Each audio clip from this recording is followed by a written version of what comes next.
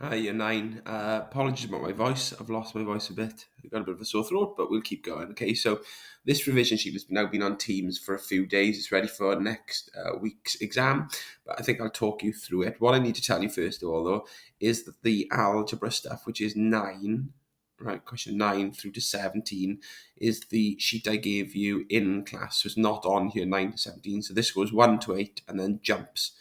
I might do a separate video for algebra, or if I get a chance to finish going through it in class, I'll do that. Right, let's crack on. Long old test, right? 31 questions. Okay, and we're going to take them in order. So the questions should tie in with the numbers there, right? So the formula list isn't the question. The formula list, you just get told how to work at the area of a trapezium. You won't need it. Okay, let's go. Question 1. So 0.2 times 0.4. Well, we're going to do 2 times 4, which is 8. All right. One number after the point there, one number after the point there. That's two numbers after the point, 2 decimal places. If I leave the 8 where it is, that's only 1 decimal place. Effectively, what I want to do is jump back one. You don't need to put these lines in 2 places, and I need to fill that gap with a 0. All right, so that would be 0.08. Same here. There's a couple of ways to do this, right? It's a slightly different looking thing, isn't it? But whatever happens, we've got to do times 9, right? Now, because one of them is a whole number, you could get away with just putting the point in. Otherwise, do it without the point, and because there's 2 numbers after the point there, make sure there's 2 numbers after the point in the answer. But because we're multiplying by a whole number, we can do it as a normal setup multiplication. So 9 fives are 45, which is 5 carry 4. 9 twos are 18, add the 4 is 22. 9 ones are 9, add this 2 is 11, and then that point stays in the same place, giving me the 2 decimal places, 11.25. Division, use a bus stop method, chaps. Use a bus stop method. Right. 176.4 divided by 2. Does 2 go into 1? No. It's a big mistake. Right. It's getting that bit wrong. Does 2 go into 1? No. That 1 needs to carry on, right? So we start with, does 2 go into 17, which it does 8 times, remainder 1. Does 2 go into 6 times? Yes, 8 times without the remainder. And does 2 go into 4? Yes, twice. And again, like multiplying, you're fine to put that in, okay? That is because we're dividing by a whole number, same as we were multiplying by a whole number. Okay, same again. This is fine as a method as long as you're dividing by a whole number. 3 doesn't go into 0. You could carry the 0 onto the 5, but it's still 5. 3 goes into 5 once, remainder 2. 3 goes into 21 7 times, and 3 goes into 9 3 times. You can do these ahead of me, right? So pause at any time and do the questions. Let's have a look at significant figures. Round it to the second figure, which isn't a 0. So in this case, the second figure, which isn't a 0, is the 1. Okay, so we're going to go, the 3 won't change. Now the 1 is followed by a 6. So we're going to round that 1 up to a 2. All these other digits here, we'll replace them with zeros. Now the second digit here is the 8. Okay, that's what we're chopping off here. But so the 0.0, anything before that digit won't change. Then we look at the 8 and we go, hang on a minute, that 8 is followed by a 1, so we'll stay as an 8. It'll round down to the 8 rather than up to 9. But in this case, the 2 digits that follow, look, they don't need to be there. They do in a big number because they hold the place value, but here they're not doing anything. So there, I'd expect not to see those. 1 decimal place, chaps, is the first number after the point. Okay, so in this case, what's before the point won't change, and because the 9 is followed by a 2, it'll stay as a 9. Here, what's before the point won't change, and because the 5 is followed by a 6, it will because the 5 is followed by a 5, if it's followed by 5 or more, it rounds up, so this will round up to 6. Okay, estimating. It belongs with rounding because we're going to round the numbers. Okay, so keep an eye out for the word estimate. Do not try and do this accurately. Okay, we're rounding. So I would think, yeah, I could round that to 52 to the nearest, whole number, but I think in the nearest 10 will be better, and the nearest 10 there. as well. 5 3s are 15, and then put the zeros on the end. Here, nearest 10 again is 60, nearest 10 is 20. And at the bottom, I wouldn't do nearest 10 for a number lower than 10. I think if the number's below 10, we'll go to the nearest unit. So in this case, it would be 3. Ignore the divide by 3 a minute. Do the top first of all. 6 times 2 is 12 with the 2 zeros. And then we'll think about dividing by 3. Okay. Again, you could do that as a bus stop. You could. Right, 3 doesn't go into 1, goes into 12 4 times, and then it goes into nothing, right? But look, normally with estimating, you won't need to do a bus stop. You can do here 12 divided by 3, which is 4, and just stick the 2 zeros back on. It's like we ignore the zeros and plonk them back into the answer. Okay, 6. Oh, that's a nice easy one, chaps. As long as they both got dots, we're fine. Okay, so I'm going to give you some alternatives here. 0.4. Right, would be 4 over 10, right? But 0.4 recurring, shown by the dot, is 4 over 9, right? 0.36 would be 36 over 100. But if it's a recurring decimal, 36, then it would be over 99, which is what this one is here, okay? It does say simplify, though, so you're going to have to look at that and go, oh, right, okay. Is there something that will go into the top but also into the bottom? And they're not nice today. It's not like nice small numbers. The best I'm thinking with 99 is maybe the 3 times table.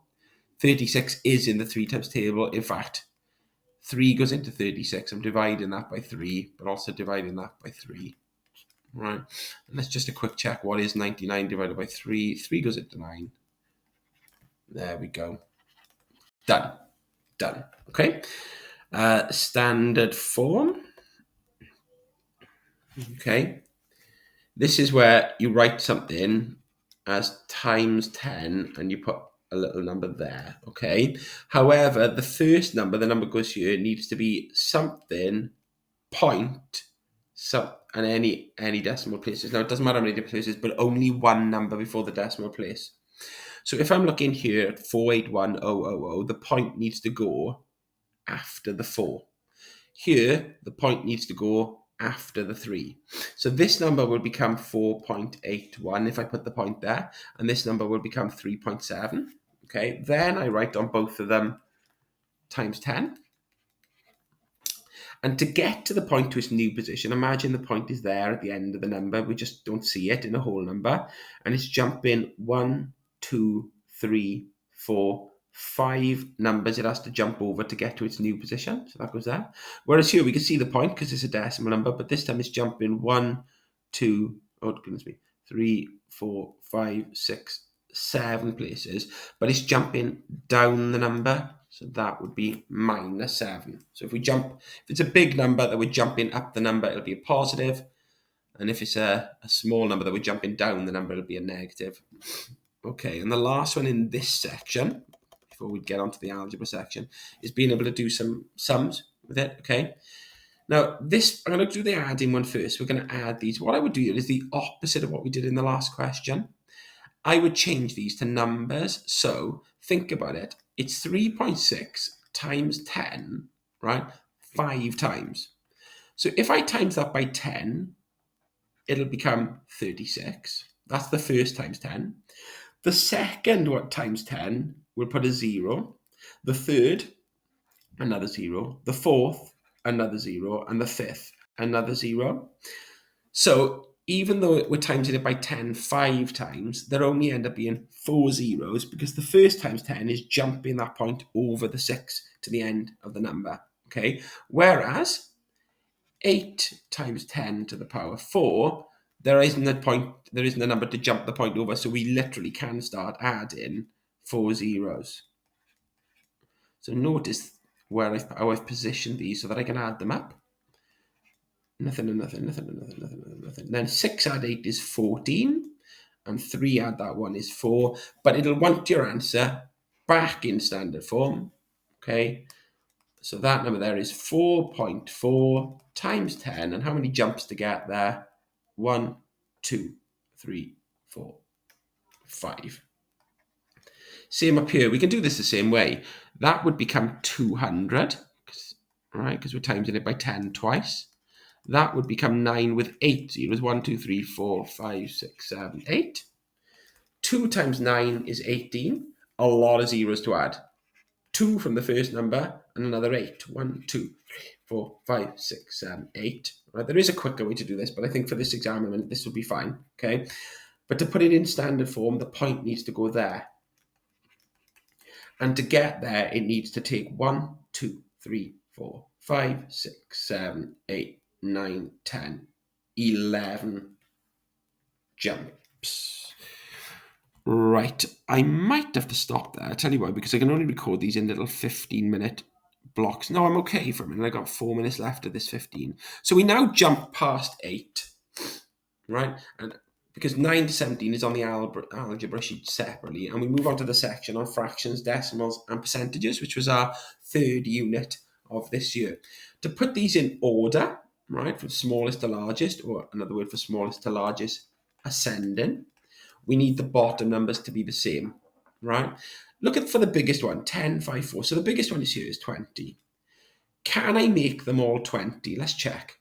Does 10 go into 20? Yes. Does 5 go into 20? Yes. Does 4 go into 20? Yes.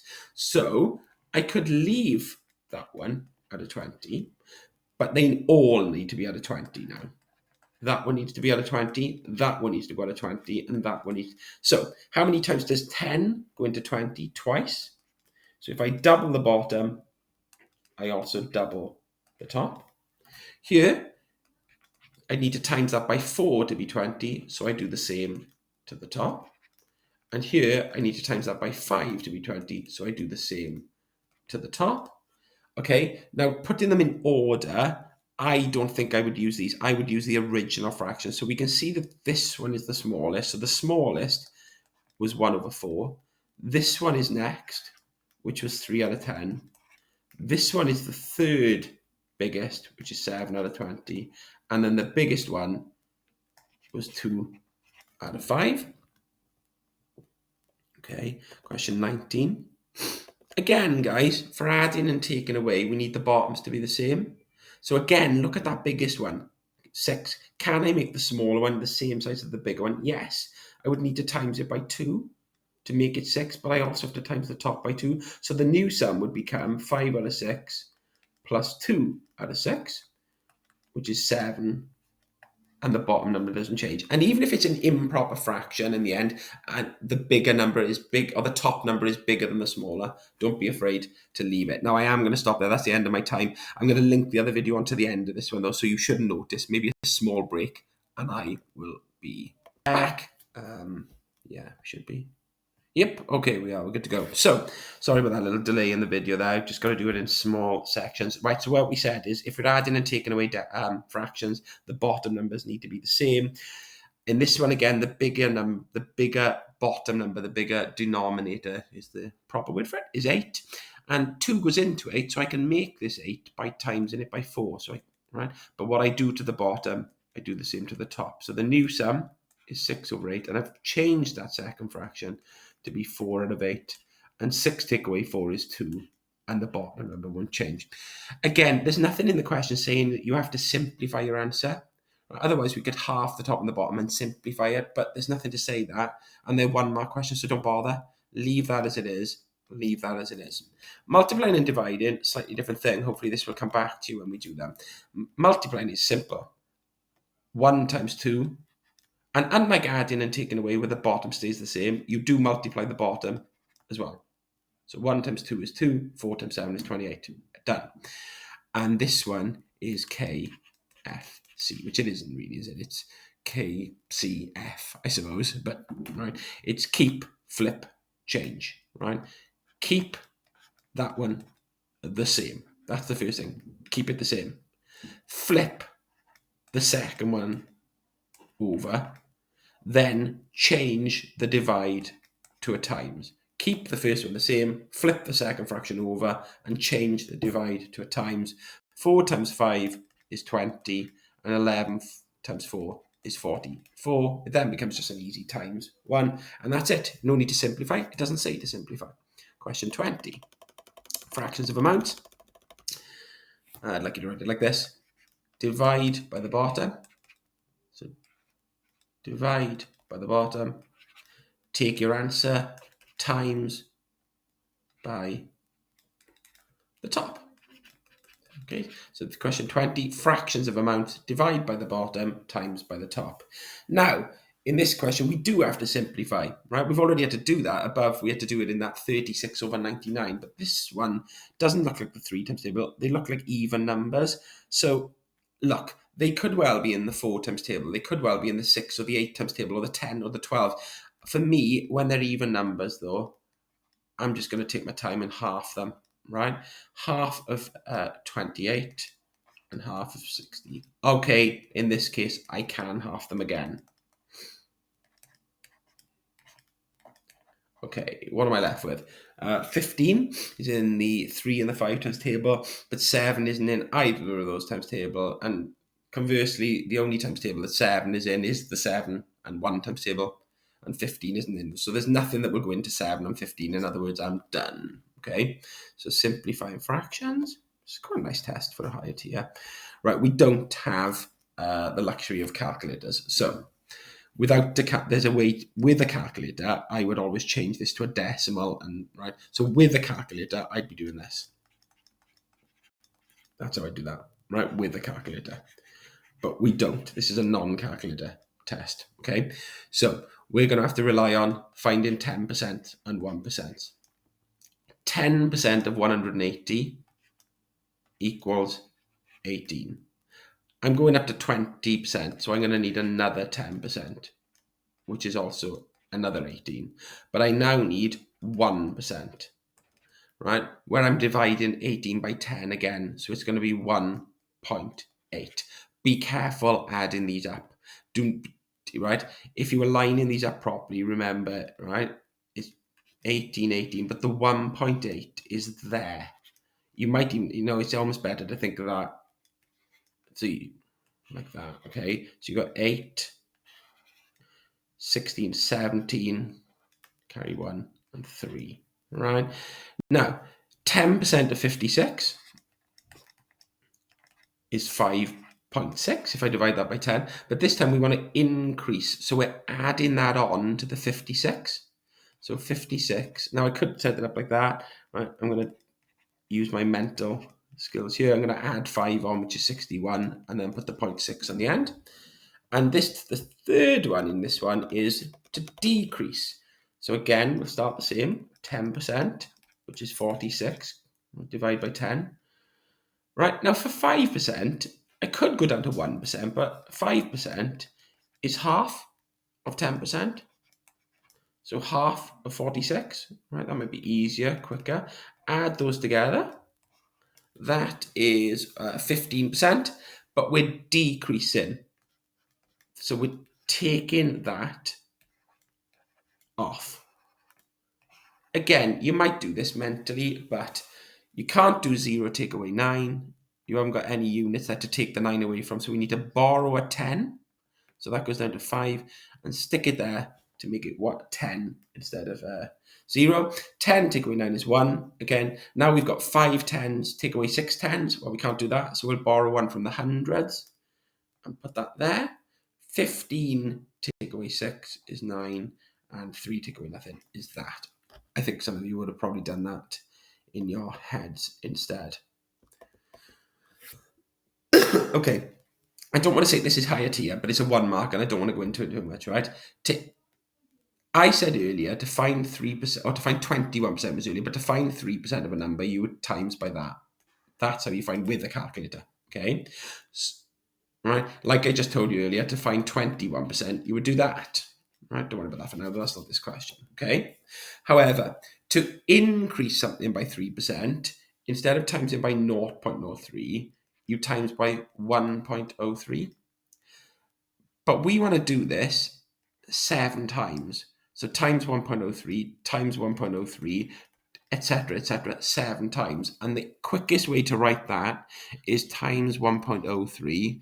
And to show we need to do that 7 times, we put a little 7 there, which is that one. Yeah, and it's called the multiplier you would use.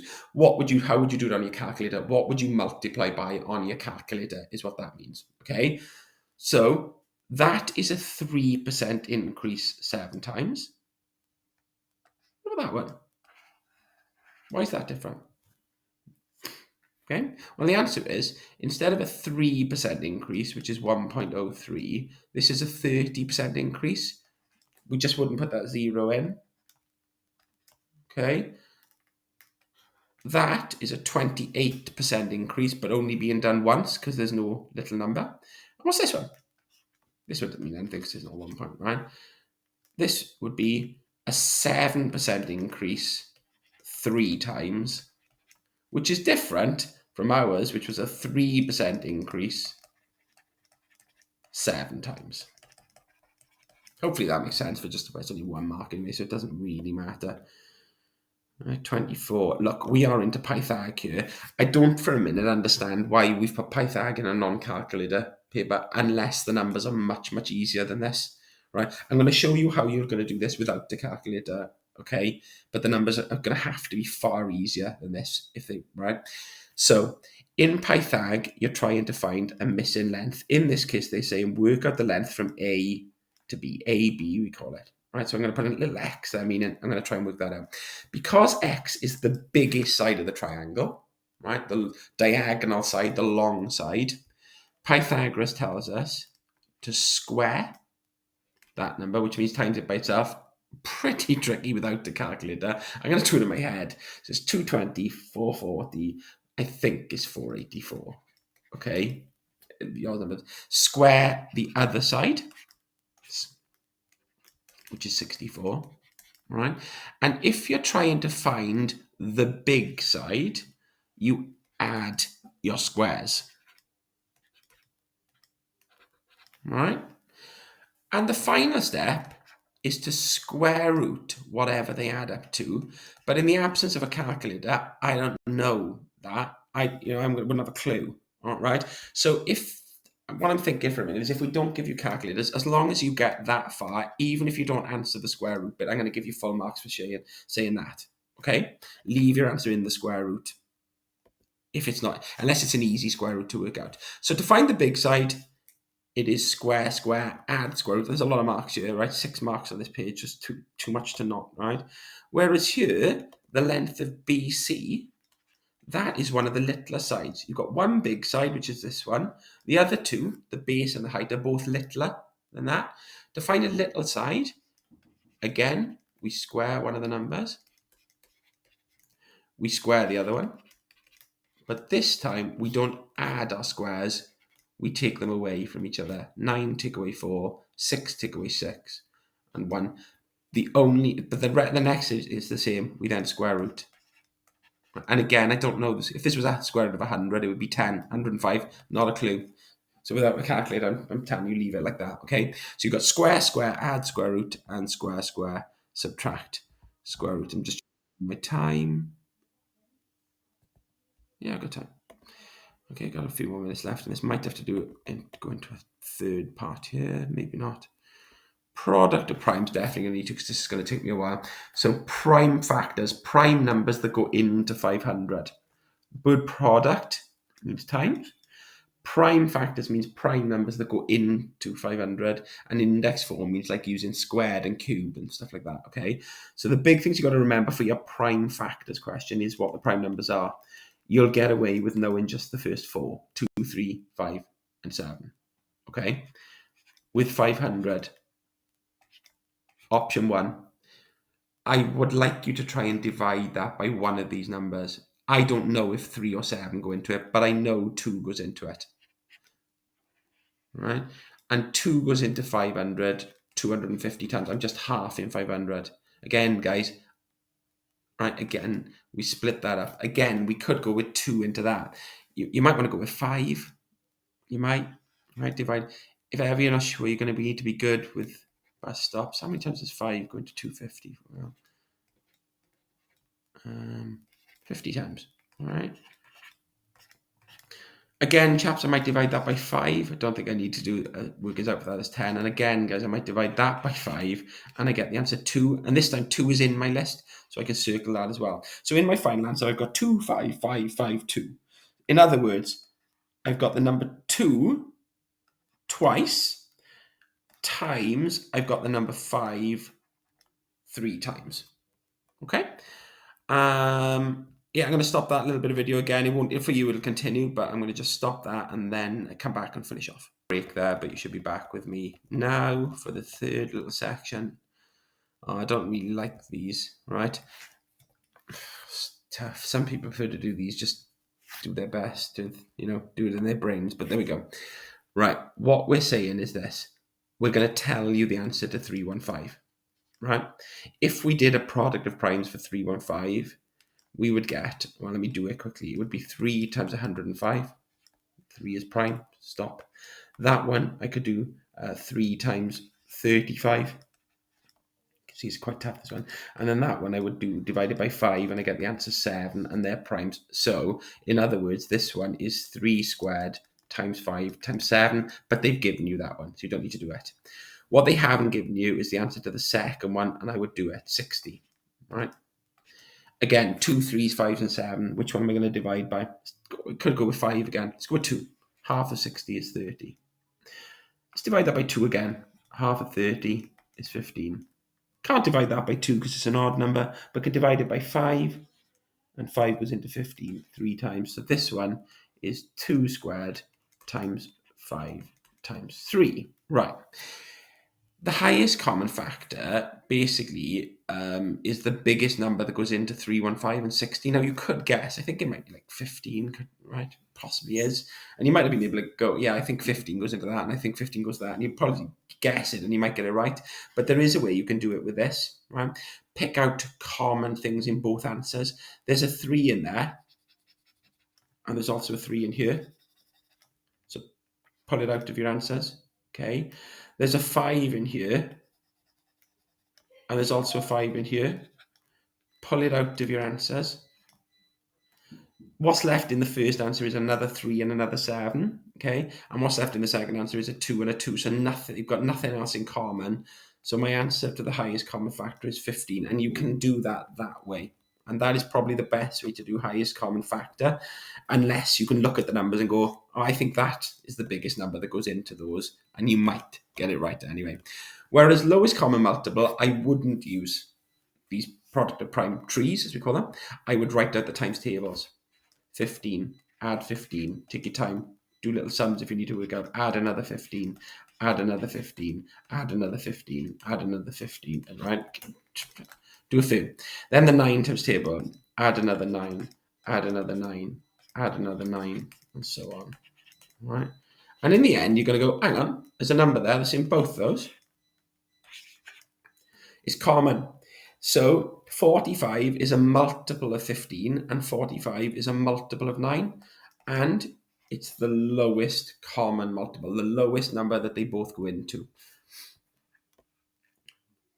Are we on to, yay, and now we're on to stuff that we've done recently, which is the probability stuff. I think it's been quite a nice paper, to be honest with you. Nothing that I'm too put off by.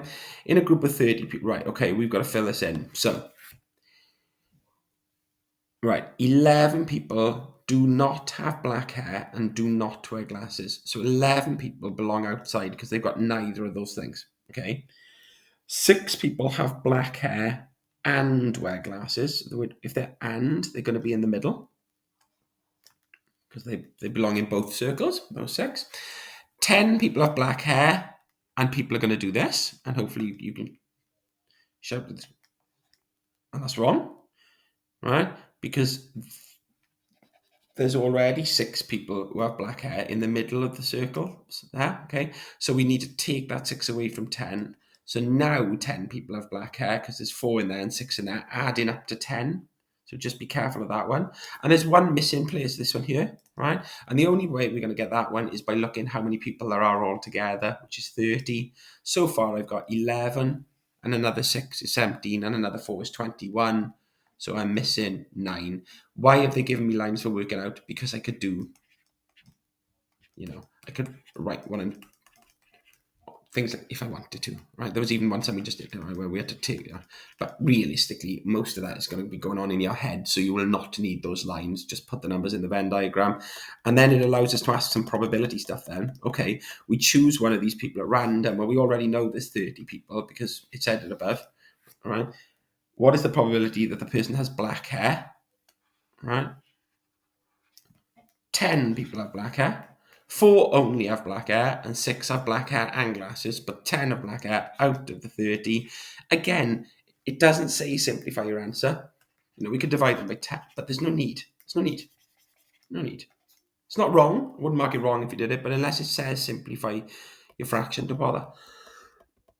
Okay. This is not the nicest thing I've got to say without a calculator because of the numbers involved, but we can fill it in, okay, anyway. So this is what we talked about in a lesson, right, with 2 different events. Event number 1, how does this person travel to work? Okay, I can scroll back up a little minute so you can see the question. Right, Whitney walks, cycles, or travels on the bus to work each day. And then event number 2 is, will there be a fire drill in work? Totally unrelated on how she gets there. So if we look at what they've given us, the probability that she walks to work is 0.2. Here's walks to work. We can put that probability there. The probability that she cycles to work is 0.5. Therefore, okay, and we did this with fractions, right? But this one's decimal, so slightly different. So just go with me on it, okay? Think of these as percentages. If there's a 20% chance she walks and a 50% chance she cycles, right, then there is a 30% chance that she takes the bus, so that they add up to 100%, or in decimal terms, they add up to 1, 0.2, 0.5, and 0.3. There's those all filled in, right? We then find out that the chance of there being a fire drill is quite low. This isn't 40%. This is 4%. 0.04 is 4%. So if there's a 4% chance there is a fire drill, then there's a 96% chance there's not. So to write that, and that's the same on every branch. I'll put the last branch in a second. Okay. Again, they've given you lines for working it out, but most of that will probably be done in your head. And the final question in this paper, on a randomly chosen day, what is the probability that Whitney cycles to work and there is a fire drill? Okay, so what is the probability? We're going to follow one of these branches now. Has my pen got a bit haywire? Yes, it has. Oh, it's got a bit funny, this screen has now. Great. Right, the probability that I'm going to do this up here so I can see it, that she cycles to work, which is 0.5. And that there is a fire drill. In other words, this is the branch we're following, cycles to work and is a fire drill. And what we said in class is whatever path you follow, you times the 2 numbers together. Now, this is tricky, but actually this is the question we started the whole thing with. The question 1 in this paper was multiplying decimals. And we said what we've got to do is do 5 times 4, which is 20. There's 1 number after the point there and 2 numbers after the point there. So in total, 3. So from the end, 1, 2. We need another before we put the point to give us 3 numbers after the point. So the answer is 0.020. You could argue, do you need the 0 in the end? No, but you need to leave it there in terms to do the balancing, to balance the 3 with the 3. And that's the end of this revision. Hope that's helped.